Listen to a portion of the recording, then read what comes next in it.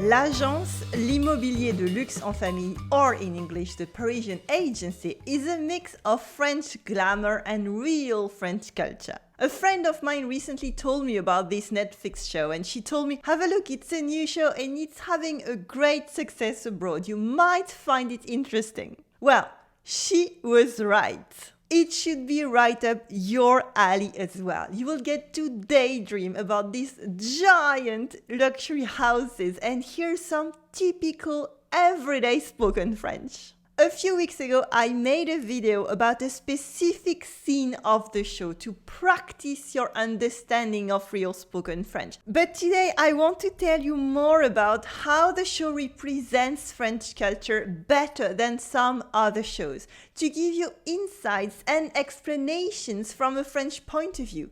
Are you ready? C'est parti! Let's start by breaking down the trailer. Jeudi 24 septembre sur TMC. Découvrez une famille pas comme les autres. 4 frères et leurs 2 parents, tous ensemble agents immobiliers de luxe. The show follows a family that started une agence immobilière. Une agence immobilière, a real estate agency. It was produced for the French channel TMC, owned by the much bigger French channel TF1. So it's done by French people for a French audience. Right off the bat, there are 3 obvious ways that it is not authentic. I know. Let's mention them right now. First, it is a TV show, so a lot of it is scripted, and the Kretz family that we follow aren't always great actors, so it can sound a bit rehearsed at times, but overall, they're really speaking everyday spoken French. The second one is that, yes, it is a big advertisement for their agency, of course. So it limits what they can show, but it still gets personal and very touching and funny. And third, obviously, is that they are well off. The show tells you that they are a normal family, that the mother was a teacher and they didn't know anything about real estate, but really, they don't come from nothing. The father was already a business executive. The clients buying luxury real estate are even less representative of the average French person, of course. But besides the giant houses, they might speak and act like the kind of people that you will meet in France. And also personally, because I have an engineering and STEM background, there is kind of a fun rivalry with this kind of real estate and business school types of people that are the brothers. And still, they do look and sound like people I know and people I've met. Generally, and as the show develops, the family really grows on you. And they're a great example of one part of French culture and French society. The Kretz family themselves live in a big apartment in Boulogne-Billancourt, which is a city very close to Paris. It is more relatable than the luxury house they sell, but still, it is a very pricey area. And funny thing as well is that I used to live in that city from the time I was born up to 7 years old, but it was only a very tiny 2-room apartment. Then we get to see their kitchen. This to me really looks like a typical French kitchen, une cuisine. Now, I am fully aware that I do have a class bias here and in the rest of that lesson, but to me, this is the kind of things that come in mind when thinking about a French kitchen. It is bigger than mine, it is not that big either, but what's funny is that you can find the soy sauce and all the spices you will find in any supermarket, as well as local les confitures, the jams. And they're sharing their meal all together.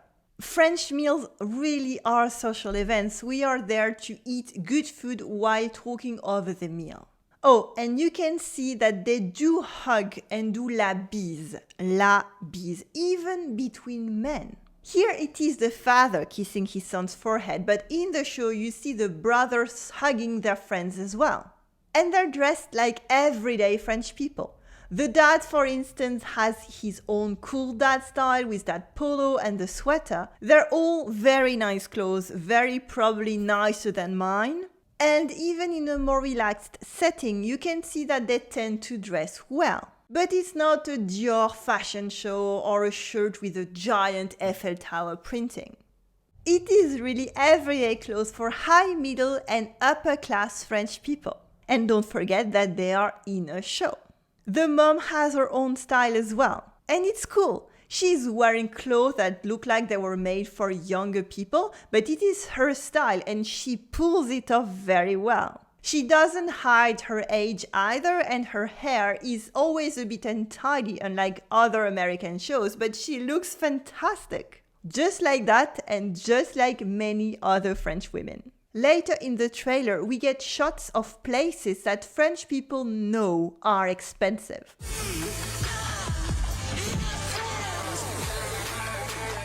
Like we know that Paris 16 is le 16e arrondissement de Paris and the most expensive neighborhood of the capital. See also how they mention Montmartre, not with le Sacré-Cœur that tourists know and love, but with the cute, typical Parisian city house with vines and roses and a blue door. Not that mind-blowing, but we know that it is very expensive. And they speak real everyday French as well, like... C'est dingue!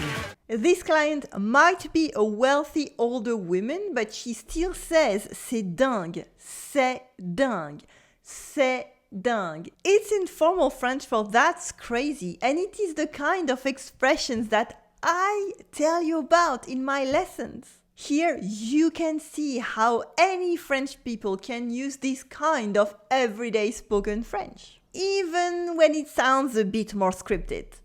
Me gueuler dessus pendant 2 heures, ça va pas faire gueule avancer pas le dessus, dossier. c'est juste que t'arrives la gueule enfarinée sans solution. Here the brother says, je ne te gueule pas dessus, c'est juste que tu arrives la gueule enfarinée sans solution. Or rather, je te gueule pas dessus, c'est juste que t'arrives la gueule enfarinée sans solution. Because in fast spoken French, the ne gets dropped easily and we eat a ton of letters. It means I'm not screaming at you, it's just that you come here with a straight face without any solution. 2 things here. First, in informal French, gueuler means crier, to scream. It is more than informal actually, it is a mild swear word. It is vulgar for some people. You wouldn't use it in a professional setting, for instance, but here they're 2 brothers and they're fighting, so it sounds natural in a French TV show. Now, la gueule enfarinée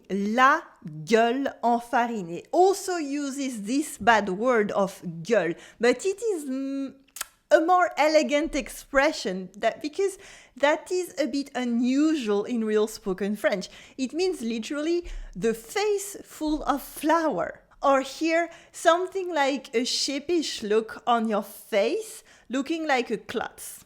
I really like how this show is intergenerational, so you can hear the real spoken French of each generation. Like the mom Sandrine. Dans ma carrière, en fait, j'ai jamais vu un lieu aussi insolite de ma vie, donc je pense que Majo va pas être déçu. It means in my career, actually, I've never seen such an unusual place in my life, so I think Majo won't be disappointed. Majo is her mother. As you can hear, she drops the ne in je n'ai jamais vu, and Majo ne va pas être déçue. She also added the filler word when looking for her next words, and she ate a ton of letters. Like she actually says, Majo va pas être déçu. Majo va pas être déçu. That's the kind of fast-spoken French that you will hear in French and that you will find in my lessons as well. Majo herself does the same, of course, like when she enters an old chapel that got turned into a garage. Je suis pas très voiture de course, mais comme je suis pas non plus prière. This means I'm not really into sports car, but well, since I am not into prayer either, Here she drops the ne, but also makes the very French contraction of pronouncing suis instead of je suis. Also, the informal expression je suis très or je suis pas très for I'm really into something or I am not really into something. And the funniest part is je suis pas très non plus prière. And this is a whole mess of informal French grammar. The correct version would be je ne suis pas non plus très intéressé par la prière. So you can see how informal French is way faster. Overall, l'agence gives you an example of real spoken French for all ages and a good look at one side of everyday French culture. But most of all, it's a pretty fun show. The family really grew on me as it went on, and you could get to see very cool, pretty places and landscape in a way that didn't make me cringe like Emily in Paris. I had lots of fun watching the first season, so if it looks like something you would be into, check it out. It is on Netflix. And check out the blog post on my website for today's lesson. It is completely free and you have lots of extra resources. Now, let's review some vocabulary that we saw today. Like une agence immobilière for a real estate agency. Repeat after me. Une agence immobilière. Une agence immobilière. Une agence immobilière. Now, une confiture for jam. Une confiture.